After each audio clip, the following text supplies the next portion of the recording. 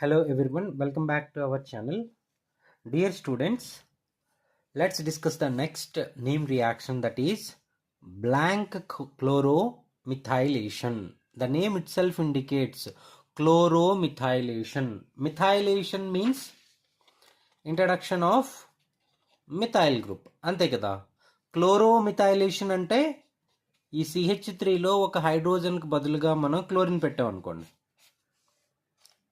ఇది క్లోరోమిథైలేషన్ అవుతుందన్నమాట. Okay, so blank క్లోరోమిథైలేషన్లో మనకు స్టేట్మెంట్ చూసినట్లయితే ఏం చెప్తున్నారండి? Introduction of chloromethyl group on to the aromatic rings using formaldehyde and HCl in presence of a Lewis acid catalyst. అంటే వీడు ఏం చెప్తున్నాడండి ఇందులో? ఏదైనా మనం యారోమాటిక్ కంపౌండ్ తీసుకుంటే యారోమాటిక్ కంపౌండ్ పై మనం ఏంటి ఇంట్రడ్యూస్ చేస్తున్నామంట? CH2Clని ఇంట్రడ్యూస్ చేస్తున్నామంట. ఎట్లా ఇంట్రడ్యూస్ చేస్తున్నామంట? By using formaldehyde and HCl. దీనితో పాటుగా మనకి ఏం కావాలి? 1 లూయిస్ యాసిడ్ కావాలి. ఈ విధంగా మనం ఏంటంటే ఏదైనా ఒక యారోమాటిక్ కంపౌండ్ పైన CH2Cl అనే గ్రూప్ని ఇంట్రడ్యూస్ చేయగలిగినట్లయితే using formaldehyde and HCl in presence of Lewis acid, అటువంటి రియాక్షన్నే మనం ఏమంటామంట? బ్లాంక్ క్లోరోమిథైలేషన్ రియాక్షన్ అని చెప్తాం. ఓకేనా? అయితే ఈక్వేషన్ చూసినట్లయితే చూడండి, యారోమాటిక్ కంపౌండ్ బెంజీన్ తీసుకున్నాం plus formaldehyde and HCl in presence of Lewis acid, that is zinc chloride. ఇక్కడ ఏమైంది చూడండి, simply hydrogen atom is replaced with CH2Cl. Hydrogen అనేది CH2Clతో రీప్లేస్ అయిపోయింది. ఓకేనా? ఈ ప్రాసెస్నే వాడు ఏమంటున్నాడు? క్లోరోమిథైలేషన్ అంటే introduction of chloromethyl group. Methyl group అంటే మనకి CH3, క్లోరోమిథైల్ గ్రూప్ అంటే ఒక హైడ్రోజన్కి బదులుగా మనం ఏం పెట్టాలి? క్లోరిన్ పెట్టాలి. ఓకేనా? అయితే మనం మెకానిజం చూసినట్లయితే చూడండి, ఇక్కడ మెకానిజంలో మనకి ఏం చెప్తున్నారు? ఇనీషియల్గా మన దగ్గర ఏముందండి? ఫార్మాల్డిహైడ్ ఉంది. సో ఫార్మాల్డిహైడ్ని జింక్ క్లోరైడ్తో ట్రీట్ చేస్తున్నాడు. ఆల్రెడీ మనకు తెలుసు జింక్ క్లోరైడ్లో మెయిన్ ఎలిమెంట్ ఏంటి? జింక్ కదా. జింక్ దగ్గర ఏముంది? వేకెంట్ ఆర్బిటాల్ ఉంది. ఆక్సిజన్ దగ్గర ఏమున్నాయి?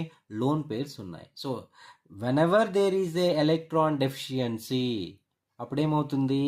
ఎలక్ట్రాన్ రిచ్ స్పీసీస్ అనేవి ఎలక్ట్రాన్ డెఫిషియెంట్ స్పీసీస్కి ఎలక్ట్రాన్స్ని ట్రాన్స్ఫర్ చేస్తాయి.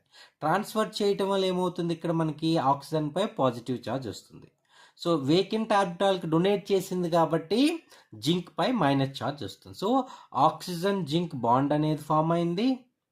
ఆక్సిజన్ పై పాజిటివ్ ఛార్జ్, జింక్ పై నెగిటివ్ ఛార్జ్ అనేది క్రియేట్ అయింది. ఓకేనా? ఇప్పుడు చూడండి, ఆక్సిజన్ పై మనకి పాజిటివ్ ఛార్జ్ వచ్చింది కాబట్టి ఆక్సిజన్ వ్యాలెన్సీ అనేది డిస్టర్బ్ అయింది కదా. So in order to balance the valency of oxygen, ఇక్కడ ఏం చేస్తున్నారు చూడండి, ఈ పై బాండింగ్లు ఉండే ఎలక్ట్రాన్స్ అనేవి ఆక్సిజన్ వైపు షిఫ్ట్ అవుతున్నాయి.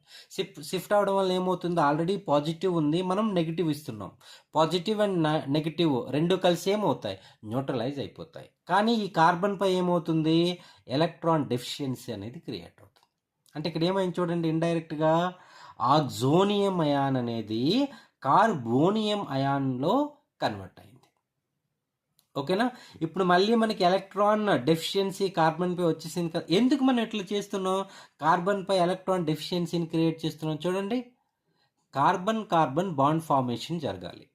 అందువల్ల ఏమవుతుంది? మనం ఒక కార్బన్ పైన ఎలక్ట్రాన్ డెఫిషియన్సీని క్రియేట్ చేయాలి. ఓకేనా? ఇప్పుడు ఏం చేశారు చూడండి, ఈ పై బాండింగ్లో ఉండే ఎలక్ట్రాన్స్ అనేవి ఈ విధంగా C+ పైకి వెళ్ళి, అంటే ఇక్కడ అర్థం ఏంటి? ఈ పై బాండింగ్లో ఉండే ఎలక్ట్రాన్స్ ఈ కార్బన్ వైపు మూవ్ అవుతున్నాయి. మూవ్ అయితే ఇక్కడ ఏమొస్తుంది? మైనస్ ఛార్జ్ వస్తుంది. ఈ మైనస్ ప్లస్ కలిసి మనకి CC బాండ్ ఫార్మేషన్ జరిగింది. ఈ బాండ్ ఎలక్ట్రాన్స్ ఇటు వచ్చేసాయి కాబట్టి ఈ కార్బన్ పై ఏ ఛార్జ్ రావాలి? పాజిటివ్ ఛార్జ్ రావాలి. సో పాజిటివ్ ఛార్జ్ వచ్చింది.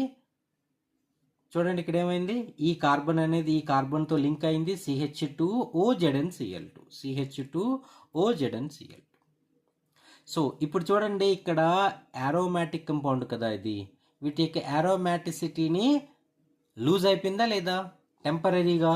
సో మళ్ళీ అదేం చేస్తుంది, ప్రాసెస్లో మళ్ళీ తన యొక్క యారోమాటిక్ క్యారెక్టర్ని రీగెయిన్ చేసుకోవాలంటే ఇక్కడ ఏమవ్వాలి, మళ్ళీ పై బాండ్ ఫామ్ అవ్వాలి. సో పై బాండ్ ఫామ్ అవ్వడానికి ఏం చేస్తున్నారు చూడండి, ఇక్కడ ఉండేటటువంటి ఈ సిహెచ్ బాండ్ని బ్రేక్ చేస్తున్నారు. బ్రేక్ చేయడం వల్ల హైడ్రోజన్ అనేది H+గా రిమూవ్ అయిపోతుంది. రిమూవ్ అయిపోవడం వల్ల మనకి ఏమైంది, మనకి it retains it's aromatic character మళ్ళీ దీనికి వచ్చేసింది. So OZnCl2.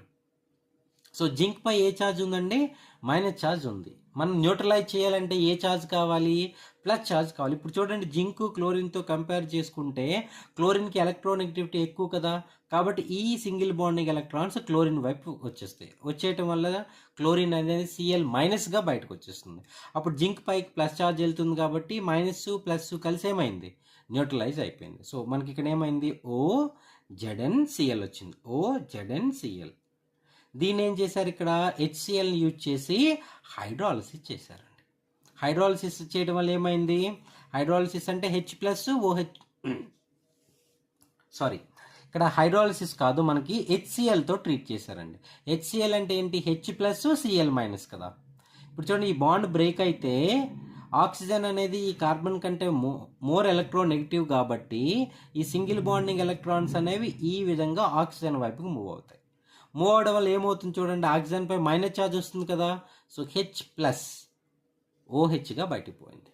ఇక్కడ ఏమైంది, CH2+ అయిపోయింది కదా, ఇక్కడ Cl- ఉంది కదా, CH2Clగా బయటకు వస్తుంది. సో ఈ విధంగా మనకి ఏంటంటే ఒక యారోమాటిక్ కంపౌండ్ పైన హైడ్రోజన్ని దేంతో రీప్లేస్ చేస్తున్నారు, CH2Clతో రీప్లేస్ చేస్తున్నారు. ఈ రియాక్షన్ని మనం ఏమంటున్నామండి, బ్లాంక్ క్లోరోమిథైలేషన్ అంటున్నాం. ఓకేనా. అయితే మనం అప్లికేషన్స్ని చూసినట్లయితే చూడండి, ఇక్కడ ఫస్ట్ అప్లికేషన్ ఏమి ఇచ్చాడు, ఇనీషియల్గా బెంజీన్ని ఫార్మాల్డిహైడ్ HCl అండ్ ZnCl2 చేస్తే మనకి ఏమొస్తుంది, బెంజీన్ రింగ్ పైన CH2Cl అనేది వస్తుందండి. ఇక్కడ ఏమంటున్నారు చూడండి, when concentration of benzene is more అంటే ఇక్కడ 1 మోల్ కాకుండా 2 moles of benzene ring for example ఉందనుకోండి రియాక్షన్ మిక్చర్లో, అప్పుడు ఏమవుతుందంటే ఈ ఫామ్ అయినటువంటి ఈ CH2Cl కంపౌండ్ అనేది అన్రియాక్టెడ్ బెంజీన్ ఉండిపోతుంది కదండి. ఇక్కడ ఈ అన్రియాక్టెడ్ బెంజీన్తో రియాక్ట్ అయిపోతుంది. రియాక్ట్ అయిపోయి HCl రిమూవ్ అయిపోయి మనకి ఈ విధంగా ఒక కంపౌండ్ అనేది ఫామ్ అయిపోతుందండి. సో ఇదేంటి, మనకి బై ప్రొడక్ట్గా ఫామ్ అయ్యేటటువంటి ఛాన్సెస్ అనేవి మనకి ఉన్నాయి. ఓకే. అయితే ఈ బ్లాంక్ క్లోరోమిథైలేషన్లో మన వాళ్ళు ఏం చెప్తున్నారు, ఇక్కడ చూడండి, ఫార్మాల్డిహైడ్ అండ్ HCl యూజ్ చేసాం కదా. సో ఇండైరెక్ట్గా కొన్నిసార్లు ఏం చేస్తారంటే ఈ ఫార్మాల్డిహైడ్ తీసుకోకుండా చూడండి 1,3,5-ట్రయాక్సేన్ ఇటువంటి కంపౌండ్ తీసుకుంటారండి. ఇక్కడ చూడండి, మనం HCl తీసుకున్నాం కదా, ఈ 1,3,5-ట్రయాక్సేన్ని HClతో ట్రీట్ చేస్తే మనకి ఏమైంది చూడండి, ఈ విధంగా 3 మోల్స్ ఆఫ్ ఫార్మాల్డిహైడ్ అనేది క్రియేట్ అయిపోతుందండి. సో మనకి ఇండైరెక్ట్గా ఏమవుతుందంటే యారోమాటిక్ కంపౌండ్స్ని 1,3,5-ట్రయాక్సేన్ కూడా రియాక్ట్ చేస్తే మనకి క్లోరోమిథైలేషన్ అనేది జరుగుతుంది. ఓకేనా. మరి కొన్ని ఎగ్జాంపుల్స్ చూసినట్లయితే చూడండి, ఇక్కడ aromatic compound HCHO, ZnCl2, HCl. ఇప్పుడు చూడండి, ఇది ఆర్థోపారా డైరెక్టింగ్ గ్రూప్ కదా. సింపుల్గా మనకి ఏమవుతుంది, రియాక్షన్లో హైడ్రోజన్ అనేది CH2Clతో రీప్లేస్ అయిపోయింది, అంతే కదండి. సో ఆర్థో పొజిషన్లో ఆల్రెడీ మనకి గ్రూప్ ఉంది కాబట్టి పారా పొజిషన్లో ఏమవుతుంది, CH2Cl అనేది ఇంట్రడ్యూస్ అయిపోతుంది. ఓకేనా. సిమిలర్గా ఇప్పుడు మనం నాఫ్థలిన్ తీసుకుంటే ఆల్ఫా పొజిషన్స్, బీటా పొజిషన్స్ రెండు ఉంటాయి కదా. జనరల్లీ మనం ఎలక్ట్రోఫిలిక్ సబ్స్టిట్యూషన్ ఎక్కడ చూస్తామండి, ఆల్ఫా పొజిషన్ పైనే కదా. So one of the hydrogen at the alpha position మనం ఏం చేసాం, CH2Clతో రీప్లేస్ చేసాం. సిమిలర్గా ఇక్కడ చూడండి, OCH3CH3. ఓకే. సో మనం ఇన్ఫ్లుయెన్స్ చూసుకుంటున్నట్లయితే CH3 కంటే OCH3 ఇన్ఫ్లుయెన్స్ అనేది చాలా ఎక్కువ ఉంటుంది.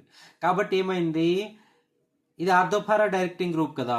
సో పారా పొజిషన్లో ఆల్రెడీ CH3 ఉంది కాబట్టి ఆర్థో పొజిషన్లో మనకి హైడ్రోజన్ ప్లేస్లో ఏమొస్తుంది, CH2Cl. సో సిమిలర్గా ఈ కంపౌండ్లో కూడా సేమ్ సిచ్యువేషన్ అనేది వస్తుంది. సో ఈ పొజిషన్లో మనకి CH2Cl అనేది వస్తుంది. ఈ విధంగా మనం ఏంటంటే డిఫరెంట్ అప్లికేషన్స్ని చూడొచ్చు అనమాట. సో ఇదేంటండి reaction blank chloro methylation. Okay, so name reactions అన్నీ కూడా మీరు ఏం చేస్తారంటే చాలా ఈజీగా నేర్చుకోవడానికి ట్రై చేయండి. ఎందుకంటే నెట్ ఎగ్జామినేషన్లో కానీ ఏదైనా మనకి కాంపిటేటివ్ ఎగ్జామినేషన్ ఉందంటే అప్లికేషన్ పోర్షన్ ఇంపార్టెంట్ అండి. మీకు నేమ్ రియాక్షన్ స్టేట్మెంట్ గుర్తున్నా గుర్తుండకపోయినా, మనకి నేమ్ రియాక్షన్ నేమ్ గుర్తు లేకపోయినా మీకు వాటి యొక్క అప్లికేషన్ అనేది గుర్తుండాలి. అది మీరు గుర్తుపెట్టుకుంటారు. ఓకేనా? Thank you very much.